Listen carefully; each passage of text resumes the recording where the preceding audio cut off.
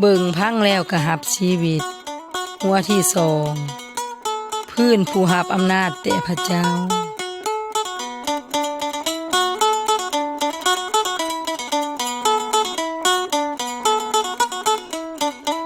สวัสดีผู้พังที่หัก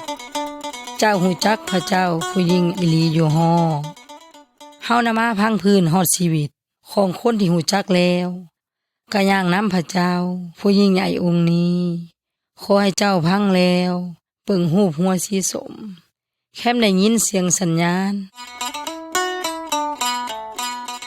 ก็เปิดเบิ่งรูปยับไปรูปที่หนึ่งสองไอ้น้องปฐมกาลบทที่25ข้อ21ฮอดบทที่27ข้อ1ฮอด34บทที่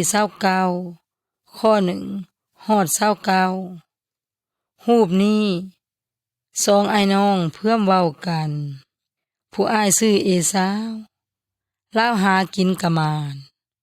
ผู้น้องชายชื่อยาโคบมื้อหนึ่งลาวได้เห็นแนวกินไว้เอสาวขอกินลาวก็บ่ให้กินยาโคบก็เว้าว่าให้อ้ายคายพูดของลูกชายกกให้ข้อยก่อนคำเว้าแนวนั้นยาโคบอยากได้พูดกับมูลคำย้อนว่าลูกชายกกน่ะเป็นผู้ได้มูลคำเอสาวบ่คิดเพียงมีแต่อยากกินแนวกินบ่หัวซาพูดลูกชายกกเฮ็ดให้ลาวคายพูดผู้ทำบิดแลกแนวกินคาบเดียวชื่อยาโคบก็คือว่าขี้ตัวแล้วโตลาวก็มักขี้ตัวผู้อื่นนำลาวก็ได้ขี้ตัวอีโพผู้เจ้าแต่กี้แคมโพเบะตายแล้วลูกชายกกได้มูล2พูดผู้เป็นน้องได้พูดเดียวรูปที่2ข้ามพันของยาโคบปฐมกาลบทที่28ข้อ10ฮอด22เอสาวซูนยาโคบแห้งคิดอยากฆ่ายาโคบน้ำเห็นให้ยาโคบลี้ออกแต่เฮือนจังบ่ถูกผู้เป็นอ้ายผู้เจ้าขาณรูปนี้ยาโคบพันว่าได้จวบพระเจ้ากับเทพของพระเจ้าถึงสวรรค์เพื่อมลงมานรกพระเจ้าเว้ากับยาโคบว่าเฮานะเอาดินดอนนี้ให้เจ้ากับลูกหลานนำคนเมิดโลกน่ะได้รับพรก็ย้อนเจ้าเฮานะอยู่นำเจ้าเบิ่งแย่งเจ้าสู่บ่อนพระเจ้าฮู้จักดีว่ายาโคบเป็นคนขี้ตัวพระองค์ก็ยังแพงยาโคบบ่อยากให้คือคนผู้เก่าพระเจ้าก็ได้เว้าแนวนั้นกับยาโคบรูปที่3ยาโคบกับลาบานปฐมกาลบทที่29ข้อ1ฮอดบทที่31ข้อ55ยาโคบใส่หัวขี้ตัวผู้อื่นลาวก็ยังถือผู้อื่นขี้ตัวคือกันยาโคบลี้อ้ายผู้เจ้านำมาขามาเฮ็ดเวียกกับผู้เป็นลุงชื่อลาบานยาโคบมักแม่หญิงผู้หนึ่งอยากกินดองน้ำชื่อลาเซนลูกหลานของลาบานเลยมีขอว่าให้เฮ็ดเวียกกับผู้เป็นลุง7 ปีน่าได้เป็นค่าดองผู้เจ้าก็ถึกลาบานขี้ตัวให้กินดองกับลูกสาวกกบัดแล้วลาบานก็มีขอว่า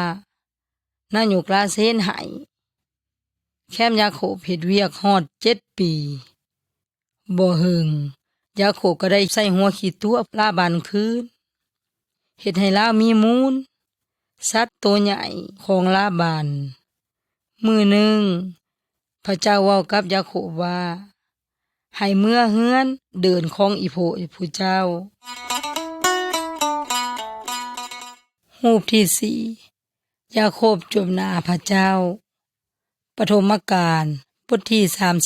32ข้อ1ฮอด32ยาโคบขึ้นจากเมืองเฮือนผู้เจ้า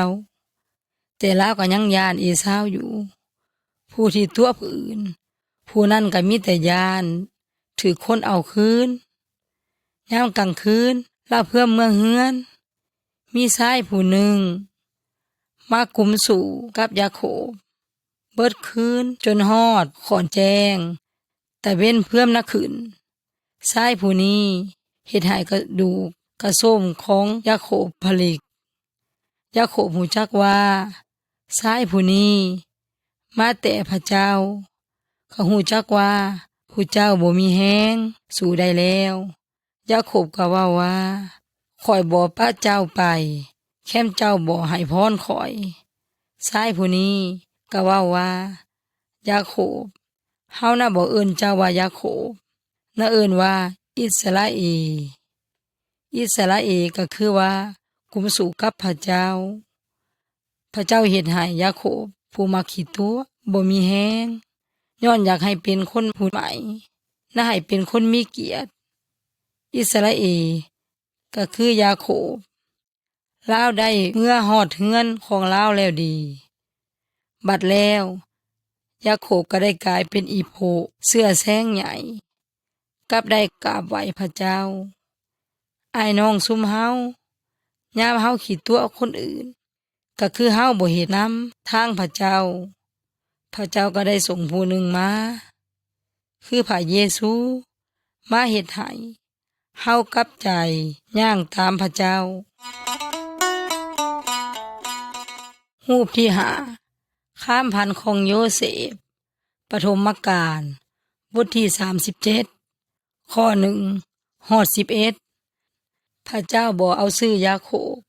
ก็ให้ชื่ออิสราเอลอิสราเอลมีลูกชาย12คนลูกชายแพงแล้วชื่อโยเซฟ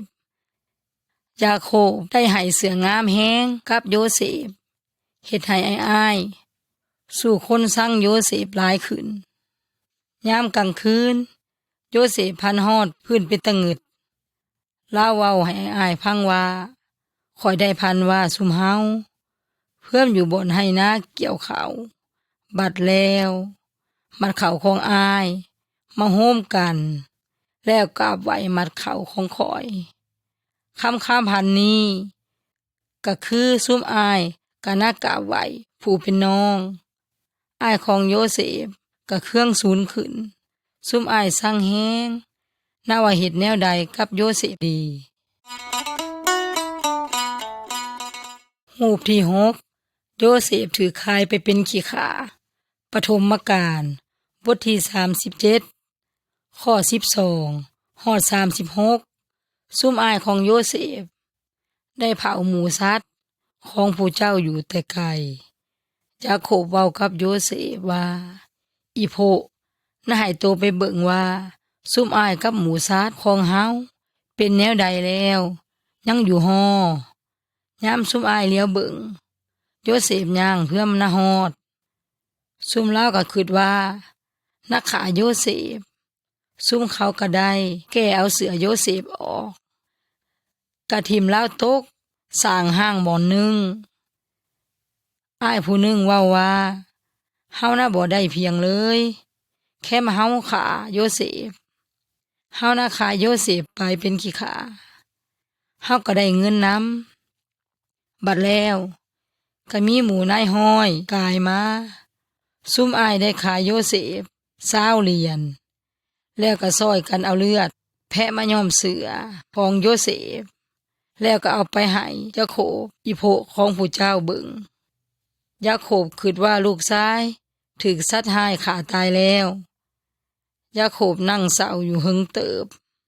ว่าได้เสียโยเซฟลูกชายหักแพงของผู้เจ้าแล้ว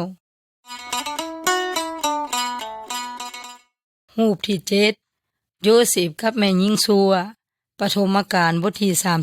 39ข้อ1ฮอด20ซุมนายห้อยได้ขายโยเซฟณเดินอียิปต์โยเซฟได้เป็นขี้ขาของหัวหน้าผู้หนึ่งของอียิปต์ชื่อโปติฟา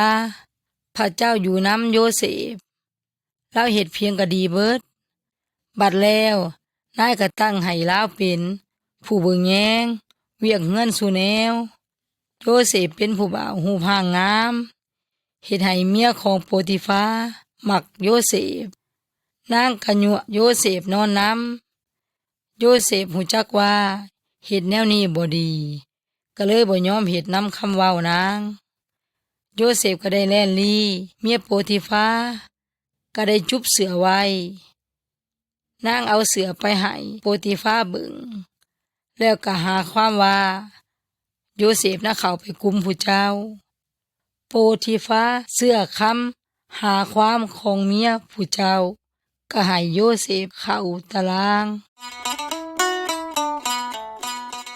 รูปที่8โยเซฟอยู่ณตาราง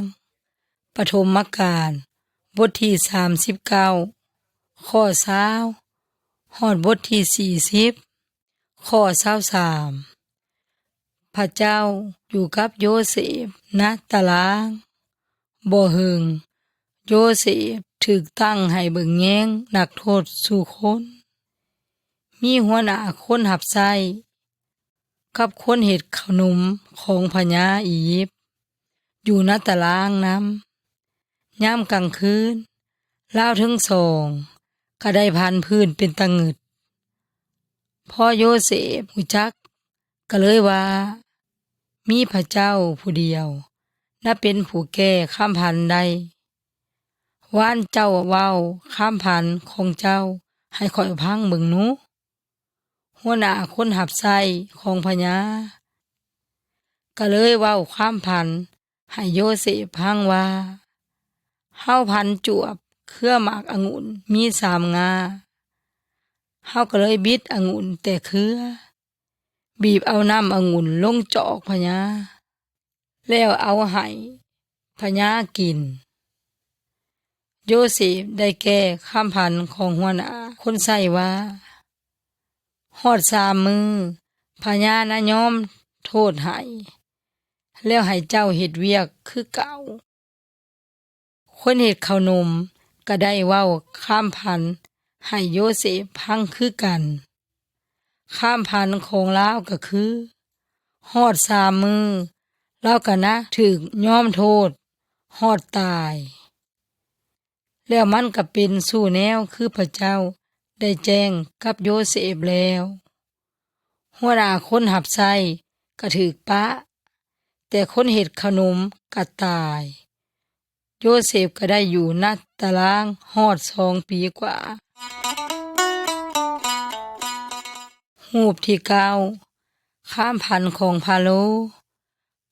ก็คือพญาเดินอียิปต์ปฐมกาลบทที่41ข้อ1ฮอด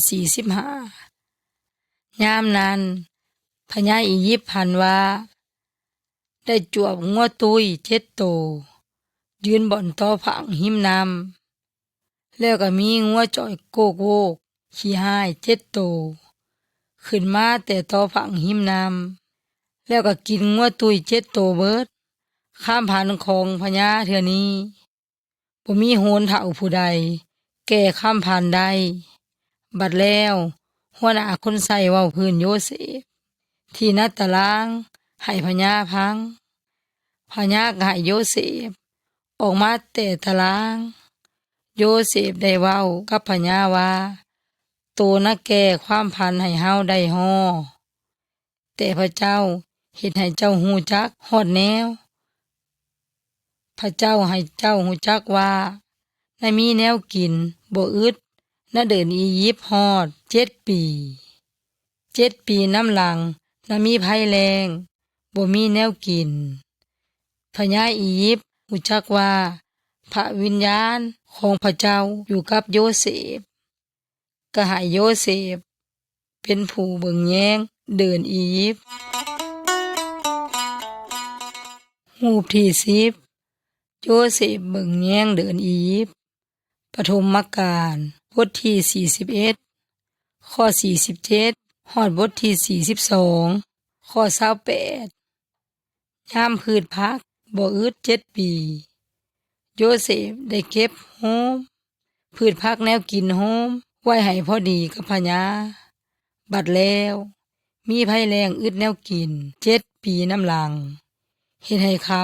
ได้ขายพืชผักให้กับไทบ้านไทเมืองภัยแล้งอึดแนวกินได้ลามไปฮอดเดินคานาอันซุ่มอ้าย10 คนของโยเซฟพากันย่างมาฮอดอียิปต์ก็คือโยเซฟจื้อซุ่มอ้ายได้แต่เฮ็ดบ่ฮู้จักคำอยากเบิ่งใจโยเซฟได้หาความว่าซุ่มอ้ายจอบเบิ่งก็เลยให้ซุ่มลาวเข้าตารางฮอด3 มือบัดแล้วโยเซฟได้เว้ากับซุ่มอ้ายว่าเฮ็ดให้เบิ่งหนูว่าซุ่มเจ้าบ่ได้เป็นแนวนั้นให้ซุ่มเจ้าเอาน้องชายหลามาเว้ากับเฮาแล้วโยเซฟเอาอ้ายผู้หนึ่งไว้ณตารางแล้วให้ซุ่มอ้ายเอาแนวกินเมื่อเฮือนผู้เจ้ารูปที่11โยเซฟเว้าให้ซุ่มอ้ายรู้จักว่าผู้เจ้าเป็นไผปฐมกาลบทที่43ข้อ1บทที่45ข้อ27ซุ่มอ้ายของโยเซฟพากันย่านบ่อยากไปเดินอียิปต์อีกแต่ก็บ่หึงซุ่มลาวก็ได้อยากได้แนวกินอีกเฮ็ดให้อ่อนยอมเอาโตเบนยามินน้องชายหลาไปให้โยเซฟก็ยังบ่ได้เว้าให้ฮู้จักว่าผู้เจ้าเป็นไผโยเซฟให้ซุ่มลาวเอาแนวกินเมื่อเฮือนใดแต่ละได้เสื่องจอกเงินไว้ณกระสอบซุ่มลาวโยเซฟให้คนใช้ไปหาความซุ่มลาวว่าได้ลักจอกเงินมานำซุ่มอ้ายพากันยานกว่าเก่าซุ่มลาวก้มกราบขอโทษขอโพยกับโยเซฟคือกันกับข้ามผ่านของโยเซฟก็ทนบ่ได้แล้วลาวเข้าโฮบเบนยามินแล้วห้องไห้ก็ได้เว้าว่าข้อยก็คือโยเซฟน้องชายที่ซุ่มเจ้าขายไปซุ่มอ้ายพากันตื่นแล้วเมื่อไปเว้าให้ยาโคบผู้เจ้าฮู้จักว่าโยเซฟยังบ่ตายก็ยังได้เป็นผู้เบิ่งแยงเดินอียิปต์นำรูปที่12ยาโคบกับโยเซฟณอียิปต์ปฐมกาลบทที่45ข้อ28ปฐมกาลบทที่50ข้อ26ยาโคบเอาครัวเฮือนกับสุอันสุแนวไปอยู่เดินอียิปต์ยามลาวเฒ่ายาโคบดีใจแฮงที่ลาวได้จบหน้าโยเซฟลูกชายหักแพงผู้เจ้าอีกเทื่อนึงลาวก็ได้วางมือให้พรกับลูกชายของโยเซฟ2 คนนำบัดแล้วซุ่มลาวได้กลายเป็นแซงใหญ่ณซุ่มอิสราเอลแล้วยาโคบก็ได้ตายณเดินอียิปต์บ่หึงซุ่มอ้ายของโยเซฟก็คิดย้านคำตะกี้ลาวเฮ็ดร้ายกับโยเซฟว่าว่าอสุญาณคำว่าอ้ายเฮ็ดร้ายกับข้อยคำพระเจ้าเฮ็ดให้แนวร้ายกลายเป็นดีช่วยชีวิตผู้อื่นนำอ้ายน้องซุมเฮามีผู้หนึ่งเทิงสวรรค์เพิ่นใหญ่กว่าโยเซฟผู้นั้นก็คือพระเยซูคริสต์เจ้าคนชั่วได้ฆ่าพระองค์พระเจ้าได้เฮ็ดแนวร้ายให้เป็นแนวดีกับเฮาสู่คนพระเยซูได้พื้นขึ้นแต่ความตายพระองค์ชนะแล้วผู้เชื่อในพระเยซูคริสต์บัดแล้วพระเจ้าจังลาโทษบาปผิดของเฮาที่เฮ็ดผิดกับพระเจ้าเฮ็ดผิดกับผู้อื่นนำพระเยซูช่วยให้เฮาวิตถึกไต่ความละโทษชั่วกับชั่วกันโมเสส เป็นหัวหน้าซุ่มอิสราเอลแล้วได้ซอยซุ่มอิสราเอลคนของพระเจ้าให้วิตเป็นขี้ขาชีวิตของโมเสสเฮ็ดให้เฮาได้ขึ้นฮอดผู้หนึ่งที่ซอยคนสู่คน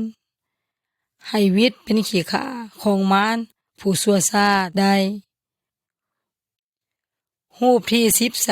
13เด็กน้อยโมเสสอพยพบทที่2ข้อ1ฮอดข้อ10โมเสสเป็นแซงอิสราเอลโมเสสเกิดณเดินอียิปต์น้ำหลังโยเซฟ300 ปียามนั้นพญาอียิปต์ได้เฮ็ดใส่ซุ่มอิสราเอลสู้สิ่งสู้แนวหายแฮงพระองค์ได้ขู่ให้ซุ่มอิสราเอลเฮ็ดเวียกซ้ำขี้ขาพระองค์ได้เว้ากับหมอตำแยให้ฆ่าเด็กน้อยผู้ชายซุ่มอิสราเอลเพิ่มได้ไหมโมเสสเกิดอีเบได้เสื่องลาไวแล้วนางได้เสื่องโมเสสใส่ในกระตาสารแล้วเสื่องลาวนักกกหญ้าหิมน้ำก็ลอยไปนะหิมน้ำแล้วไข่มีเลี้ยมของโมเสส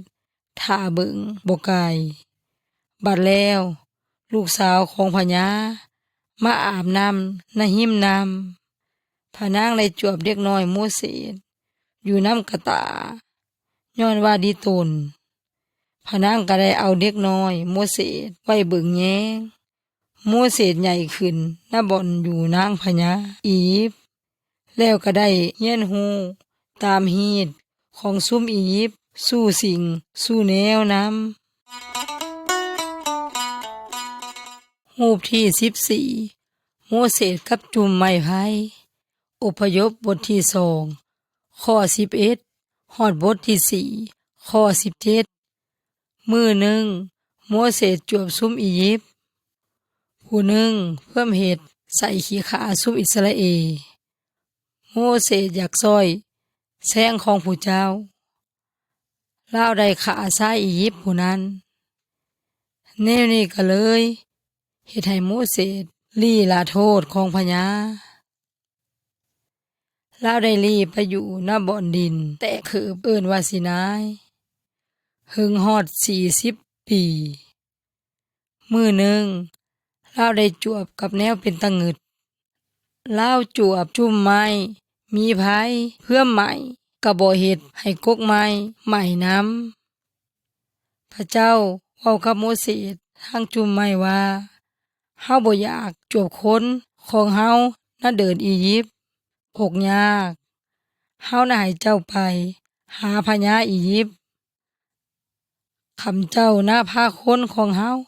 ออกมาแต่เดินนี้รูปที่15โมเสสเมื่อหาพญาอพยพบทที่3ข้อ11ฮอดบทที่10ข้อ29โมเสสย่านเฮ็ดบ่ได้คือคำเว้าของพระเจ้าลาวก็น่าวางใจพระเจ้าลาวก็เมื่อฮอดเดินอียิปต์กับอาโรนผู้เป็นอ้ายของลาวซุมลาวเว้ากับพญาว่าพระเจ้าของอิสราเอลเว้าว่าให้เจ้าปะคนของเฮาพญาเว้าว่าเฮาบ่ฮู้จักพระเจ้าองค์นี้เฮาน่ะบ่ปะซุมอิสราเอลคือกันพระเจ้าเว้ากับโมเสสว่าให้อาโรนเอาไม้คันเท้าถิ่มซึ่งหน้าพญาไม้จะกลายเป็นงูพระเจ้าเว้าแนวนั้นอาโรนก็เฮ็ดแนวนั้นพญาอียิปต์ก็ได้เบิ่งแนวพระเจ้าเฮ็ดก็ยังบ่ปะซุมอิสราเอลพระเจ้าก็เฮ็ดแนวเป็นตะงึดหลายพระองค์เฮ็ดให้เกิดโรคหากับภัยหายน้ำคนอียิปต์พระเจ้าได้ให้น้ำกลายเป็นเลือด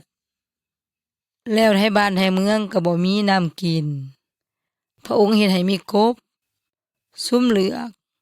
ซุ่มหีนตักแตนกับหมากเห็บตกลงถือคนอียิปต์กับซุ่มสัตว์ตายซุ่มอียิปต์ก็พากันโซแนวใดก็ตามพญาก็บ่ยอมปะขี้ขาซุ่มอิสราเอลให้เป็นไห้ รูปที่16เอาลูกแกะเป็นแนวบูชาอพยพบทที่12ข้อ1ฮอด36พระเจ้าได้เว้าโมเสสอีกเทื่อหนึ่งว่าให้ซุ่มอิสราเอลสู้เฮือนฆ่าลูกแกะของผู้เจ้าแล้วก็เอาเลือดทาใส่วงกบประตูหน้าเฮือนเป็นแนวหมายเฮานำไปเบิดอียิปต์แล้วนะขาลูกชายกกสู่คนแค่เฮาแนมเบิ่งเฮือนใดมีเลือดอยู่บนประตูหน้าเฮือนเฮานะกายไปน่าบ่เฮ็ดเพียงสู่เจ้าพระเจ้าได้เฮ็ดสู่แนวคือพระองค์เว้าไว้ลูกชายกกคนอียิปต์ตายเบิดสู่คนลูกชายกกของคนอิสราเอลบ่มีภัยตายบัดแล้วพญาได้เอิ้นโมเสสมาหาเว้าว่าให้เจ้ากับคนของเจ้าพาไปแต่อียิปต์โลดซุมเจ้าพาไปกราบไหว้พระเจ้าคือเจ้าอยากเฮ็ดโลดรูปที่17แหกทะเลแดงอพยพบทที่13ข้อ17ฮอดบทที่14ข้อ31โมเสสได้พาซุมอิสราเอลย่างแต่เดินอียิปต์พระเจ้าได้ให้เมฆกับภัยนำห้อยซุมลาวไปคนอียิปต์ก็อยากหายคำเพื่อนบ่มีขี้ขาบัดแล้วพญาอียิปต์กับทหารของลาวก็ได้นำซุมอิสราเอลขับเอาซุมเขาเมื่ออียิปต์ซุมอิสราเอลได้ย่างฮอดทะเลใหญ่เอิ้นว่าทะเลแดงซุมเพื่อนแหกบ่ได้เฮ็ดให้ซุมเพื่อนไปบ่วิดยามนั้นซุมอียิปต์เพิ่มน้ำมาฮอดซุมอิสราเอลบ่ฮู้จักในเหตุแนวใดจังนาวิดไปได้โมเสสเว้ากับไทบ้านไทเมืองว่าบ่ต้องย้านมื้อนี้เจ้านั้นได้เบิ่งแนวเป็นตะงึดของพระเจ้าพระองค์น่ะซอยเจ้าให้วิดแล้วพระองค์ได้ปีนน้ำทะเลเป็นห้องขี้ดินกะแหงเฮ็ดให้ซุมอิสราเอลย่างแหกไปได้ซุมอียิปต์พาเฮ็ดสู่แนวน้ำให้ฮอดเขาบัดแล้วน้ำทะเลไหลๆมาจุกันท่วมซุมอียิปต์จมน้ำตายเบิดซุมอิสราเอลก็วิดตายรูปที่18แนวกินกับน้ำหน้าบ่อดินแตกคืบอพยพบทที่16ข้อ1ฮอดบทที่17ข้อ7โมเสสพาซุมอิสราเอลเข้าหน้าบ่อนดินแตกคืบซุมเขามีแนวกินบ่พอกันบัดแล้วผู้เศร้าพระเจ้าได้ให้แนวกินเป็นกากน้อยๆคือกันกับขนมตกบ่อนขี้ดินซุมเขาเอิ้นว่ามานะบัดฮอดยามมื้อแลงพระเจ้าได้ให้นกขุมมาเป็นแนวกินยามไทบ้านไทเมืองบ่มีน้ำกินพระเจ้าก็เว้ากับโมเสสว่าให้ใส่ไม้คันเท้าตีโก้นหินแล้วนะมีน้ำออกมาแต่หินพระเจ้าได้เบิ่งแยงซุมอิสราเอลหน้าดินแตกเขิบหึงฮอด40 ปีรูปที่19โมเสสอยู่เทิงภูกับพระเจ้าอพยพบทที่19ข้อ1ฮอดบทที่20ข้อ21บทที่24ข้อ12ฮอด18บทที่34ข้อ1ฮอด10ซุมอิสราเอลย่างมาฮอดภูเอิ้นว่าสินายพระเจ้าได้ลงมาบนเทิงภูนี้ก็คือเสียงผ้าห้องผ้าเหลื่อมมีเมฆกับภัยน้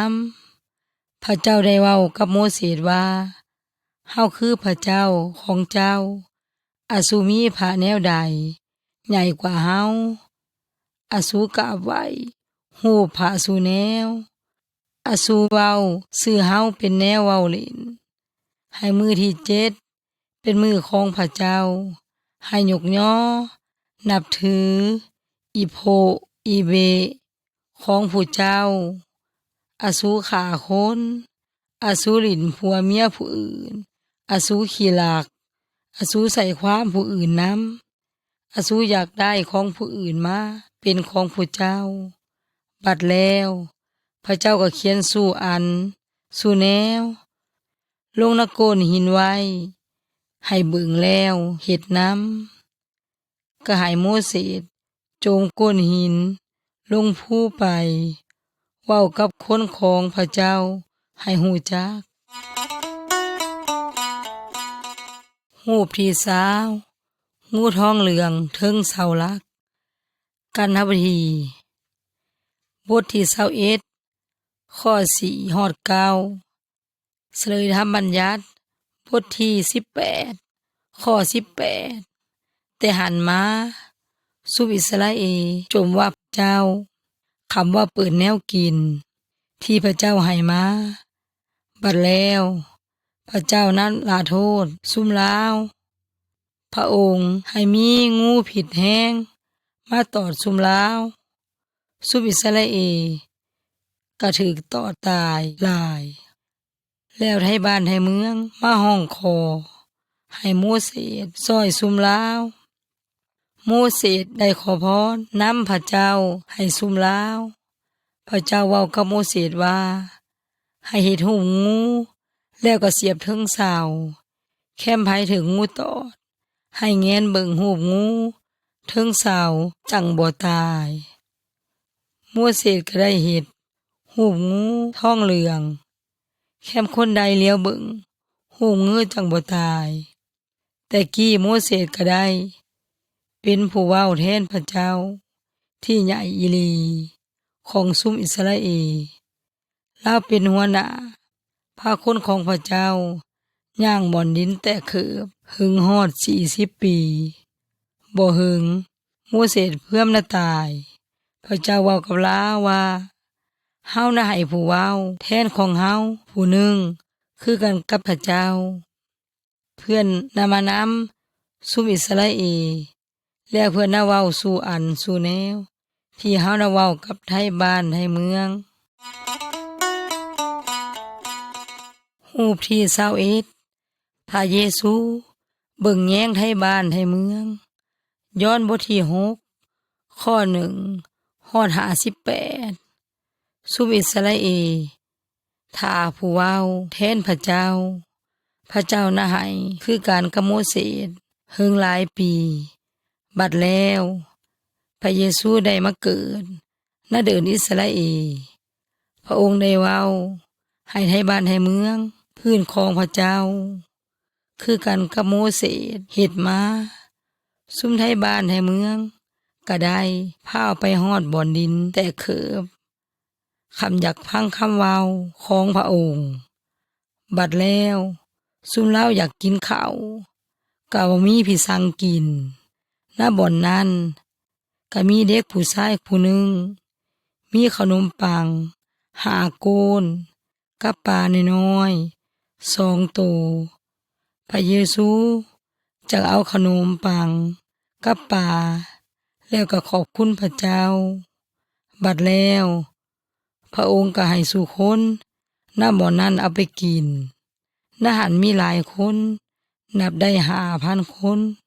ซุมลาวก็เว้าว่าเพื่อนเป็นผู้เว้าแทนพระเจ้าอีหลีพระเยซูเว้ากับซุมลาวว่าเฮาเป็นแนวกินของชีวิตผู้มาฮอดเฮาน่ะบ่อยากกินรูปที่22พระเยซูเว้ากับโมเสสลูกาบทที่9ข้อ28ฮอด36โมเสสกับเอลียาเป็นผู้เว้าแทนพระเจ้าซุมลาวมีชีวิตบนนรกนี้แล้วพระเจ้าได้หับไปอยู่กับพระองค์หึงเติบก่อนพระเยซูลงมานรกนี้ มื้อหนึ่งเราทั้งสองมาเฮ็ดให้พระเยซูจูบกระโตเทิงผู้บ่อนหนึ่ง3 คนมีแสงนักกระโตคือผ้าเหลือมยามนั้นพระเยซูหูจักว่าเพื่อมนาฮอดยามพระองค์ละตายแทนบาปของคนสู่คนแล้ว พระองค์ได้เว้ากับโมเสสกับเอลียาฮอดพื้นความตายของพระองค์ลูกศิษย์3 คนของพระเยซูได้ยินคำเว้านี้บัดแล้วขี่เมฆมาโฮมกันเป็นโกนๆควมเพื่อน3 คนไว้ก็ได้มีเสียงของพระเจ้าเว้ามาณจุมเมฆว่าผู้นี้เป็นลูกของเฮาให้เสื้อพังเพื่อนบัดสุดคำเว้านั้นลูกศิษย์ทั้ง3ก็จวบพระเยซูผู้เดียวบ่มีภัยนะหันรูปที่23พระเยซูตายแทนเฮาย้อนบทที่3ข้อ14ฮอด16ซุมอิสราเอลบ่เชื่อพังคำของพระเยซูบัดแล้วเขาได้ฆ่าพระองค์นำทหารได้กุมพระองค์เทิงไม้กางเขนกับซุมผู้ร้าย2 คนผู้ร้าย2 คนนั้นฆ่าคนพระเยซูบ่เคยเฮ็ดผิดข้อห้ามของพระเจ้าเลยเจ้ากับข้อยก็ได้เฮ็ดผิดข้อห้ามของพระเจ้าเฮาเบิดสู่คนน่าถูกลาโทษน่าบึงไผนรกย้อนความบาปของเฮาแต่พระเจ้ากับแห้งเฮาสู่คนพระองค์บ่อยากเบิ่งวิญญาณของเฮาถูกละโทษน่าบึงไผนรกบัดแล้วพระองค์ก็ให้พระเยซูลูกผู้เดียวของพระองค์มาล้างความบาปของเฮาในยามโมเสสมีชีวิตเลือดของแกะก็เป็นแนวซอยซุมอิสราเอลให้วิตตายพระเยซูเป็นลูกแกะของพระเจ้าพระองค์ตายย้อนล้างบาปของเฮาสู่คนแล้วเลือดของพระองค์เป็นแนวไถ่บาปของเฮาผู้ที่จวบพระเยซูก็มีหวังว่านาวิตตายคือกับโมเสสได้เอางูทองเหลืองถึงเสาหน้าบ่อดินแตกคืบแนวใดพระเยซูก็ถูกเอาขึ้นคือแนวนั้นสู่คนเชื่อวางใจพระองค์ก็ได้ชีวิตนิรันดร์ก็คือวิญญาณของเฮาอยู่กับพระเจ้าถึงสวรรค์กันรูปที่24พระเยซูขึ้นไปถึงสวรรค์กิจการบทที่1ข้อ6ฮอด11ศพของพระเยซูถูกไว้ในถ้ำบ่อนหนึ่งแล้วฮอดมื้อที่3พระเยซูได้พื้นขึ้นมาแต่ความตายมีหลายคนได้เว้ากับพระองค์บัดแล้วฮอด40 มื้อซุ่มเขาได้จั่วพระเยซูขึ้นไปถึงสวรรค์ก็เป็นคือเจ้าได้เบิ่งณรูปนี้พระเยซูก็มีชีวิตฮอดสู่มื้อนี้โมเสสเป็นหัวหน้ากับผู้เว้าแทนของพระเจ้าพระเยซูเป็นลูกของพระเจ้าแนวใดก็ตามพระองค์ก็ใหญ่สุดกว่าโมเสสหลายโมเสสได้พาซุมอิสราเอลแหกทะเลแดงวิตตายบ่มีภัยแนวใดก็ตามพระเยซูก็มาย้อนว่าซอยเฮาสู่คนซุ่มย่างนำพระองค์ก็วิตตายแต่การละโทษณบึงไผนรกย้อนบาปของเฮา มื้อหนึ่งพระเยซูก็นำมาฮอดโลกเทื่อหนึ่งคือแนวที่พระองค์ขึ้นสวรรค์แล้วลบมาหาผู้เชื่อพระองค์ให้ไปถึงสวรรค์กับพระเยซูอ้ายน้องสู่คนเจ้าห่างนับไปอยู่กับพระเยซูแล้วฮอแค้มพระองค์นรบมามื้อนี้ไผที่เชื่อพระเยซูก็นาวิตตาย